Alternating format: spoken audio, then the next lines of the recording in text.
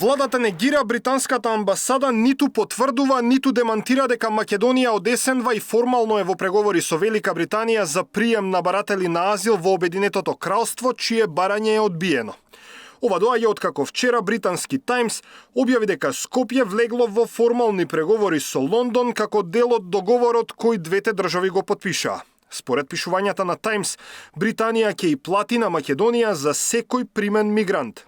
Барателите на азил ќе бидат депортирани и ќе им биде понудена шанса да побараат азил во Северна Македонија, но нема да бидат ниту задржани, ниту ќе имаат рестрикции на движење, со што ќе бидат слободни да ја напуштат државата доколку тоа го сакаат. Тие ќе бидат поттикнати да бараат азил или да добијат работна виза во сектори каде што има голем недостаток, како што е градежништвото, пишува Таймс. Ставот на владата е дека објавата на весникот била исклучиво за внатрешна политичка потреба. Ваквиот напис е за внатрешна политичка потреба, а што се однесува до вистината на оваа тема, таа е кажана од страна на амбасадорот на Обединетото кралство Метју Лосон, кој јавно на пресконференција кажа дека на таа тема никогаш не се разговарало и дека нема такво нешто, ни кажа портпаролката на владата Марија Митева. Доцна синоќа се огласи и британската амбасада преку Facebook, но ниту ја потврдија, ниту ја демантираа информацијата на Таймс.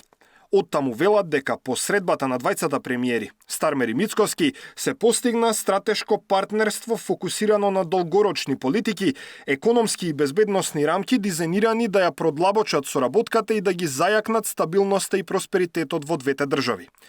Како дел од ова, Велика Британија и Северна Македонија потпишаа партнерство влада со влада за да испорачаат критични инфраструктурни проекти во Северна Македонија.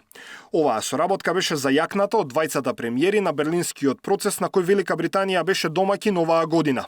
Дополнително, двете нации соработуваат преку заедничката работна група за борба против нерегулираната миграција и организираниот имиграцијски криминал, зајакнување на безбедноста и справување со криминалните мрежи. Ние цврсто стоиме покрај нашиот сојузник Северна Македонија во НАТО за унапредување на просперитетот, безбедноста и економскиот раст, велат од британската амбасада во земјава. Ова не е првпат Македонија и останатите држави од Западен Балкан, како Косово и Босна и Херцеговина, да се споменуваат во британските медиуми како можни дестинации каде нивната влада би ги испраќала барателите на азил чии барања се одбиени. Лондон имаше неуспешен обид тоа да го направи во Руанда. Двете држави, иако потпишаа договор, Врховниот суд во Британија го прогласи како незаконски.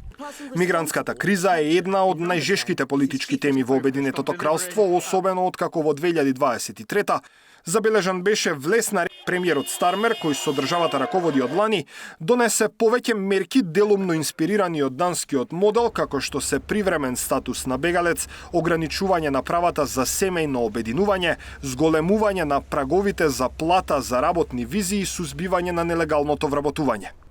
Даниел Василев, Сител телевизија.